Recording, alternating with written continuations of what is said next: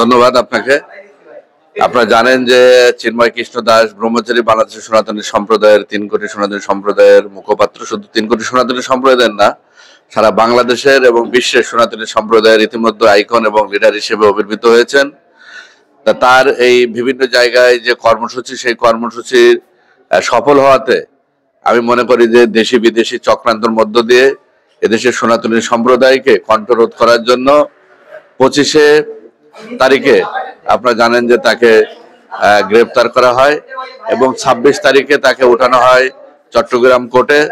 সেখানে আমাদের এক সহকর্মী, আমাদের ভাই আলিফকে হত্যা করা হয়। যদিও আমরা বারবার প্রশাসনকে দাবি জানিয়ে আসছি যে আলিফ হত্যার সাথে যারা জড়িত তাদেরকে দৃষ্টান্তমূলক শাস্তির আমরা দাবি ইতিমধ্যে জানিয়েছি এবং বলেছি সুষ্ঠু তদন্ত সাপেক্ষে সেটা প্রশাসনের পক্ষ থেকে ব্যবস্থা নেওয়ার জন্য। কিন্তু আমরা এখনো পর্যন্ত তার যে তদন্তের বিষয় এখনো আমরা দেখেছি, সেটা যদিও তদন্ত চলছে কিন্তু এখনো পর্যন্ত এটা স্পর্শকাতর মামলা।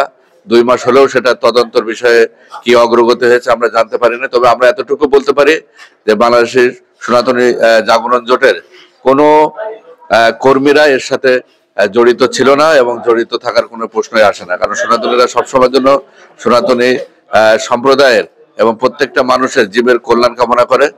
সেই জায়গা থেকে সেখানে আপনারা জানেন যে তার হত্যাকে কেন্দ্র করে চট্টগ্রামে বিভিন্ন সময় অনেক আইনজীবী তার জামিনের জন্য দাঁড়ালেও বিভিন্ন সময় তাদেরকে দাঁড়াতে দেওয়া হয় নাই, বিভিন্নভাবে হুমকি ধমকি প্রদান করা হয়েছে এবং সেই জামিনের শুনানিতে দীর্ঘসূত্রতা তৈরি করা হয়েছে। পরবর্তীতে আপনারা জানেন যে ঢাকা থেকে একটা টিম, 11 জনের একটা টিমকে সেখানে শুনানি করে এবং চট্টগ্রাম বারের প্রেসিডেন্ট সেক্রেটারি সহ সকলে সার্বিকভাবে সেখানে আমাদেরকে সেদিন সহযোগিতা করেছিলেন। আমারও সৌভাগ্য হয়েছিল সেই শুনানিতে অংশগ্রহণ করার। পরবর্তীতে সেই জায়গায় না মঞ্জুর করায় আপনারা জানেন যে মহামান্য সুপ্রিম কোর্টের হাইকোর্ট বিভাগে সেখানে মামলা ফাইলিং করা হয়। পরবর্তীতে দীর্ঘদিন পরে বাংলাদেশ সুপ্রিম কোর্টের হাইকোর্ট বিভাগের দ্বৈত বেঞ্চ বিজয় 71-27 নম্বর কোর্টে মাননীয় বিচারপতি আতর রহমান এবং মাননীয় বিচারপতি আলী রেজার বেঞ্চে সেখানে জামিন শুনানি হয় এবং তারা সন্তুষ্ট হয়ে 2 সপ্তাহের রুল জারি করেছেন। তাই আমরা এতে সন্তুষ্ট এবং আমরা সেই জন্য মাননীয় বিচারপতি দ্বয়কে ধন্যবাদ এবং কৃতজ্ঞতা জ্ঞাপন করছি সনাতনী সম্প্রদায়ের পক্ষ থেকে। আমরা রাষ্ট্রযন্ত্রকে ধন্যবাদ জানাচ্ছি, উপদেষ্টাদেরকে ধন্যবাদ জানাচ্ছি এবং আমরা বিশ্বাস করি এই রুল খুব দ্রুত ডিসপোজাল হবে এবং এর মাধ্যমে আমাদের 3 কোটি সনাতনী সম্প্রদায়ের মুখপাত্র চিন্ময় কৃষ্ণ দাস ব্রহ্মচারী জামিনে মুক্তি পাবেন। খুব দ্রুতই সেই ডিসপোজাল করার প্রক্রিয়া চলছে।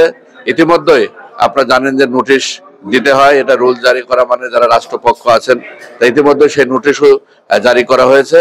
আমরা বিশ্বাস করি খুব দ্রুত এই মামলা বিজ্ঞ যে মাননীয় যে বেঞ্চে শুনানি হয়েছিল সেই বেঞ্চে ফিক্স করে দ্রুত শুনানির ব্যবস্থা করা হবে এবং আমরা আশা করি ন্যায় বিচার পাবো। সেই ক্ষেত্রে আমরা মনে করি যে সরকার এই বিষয়ে আমাদেরকে সার্বিক সহযোগিতা করবে।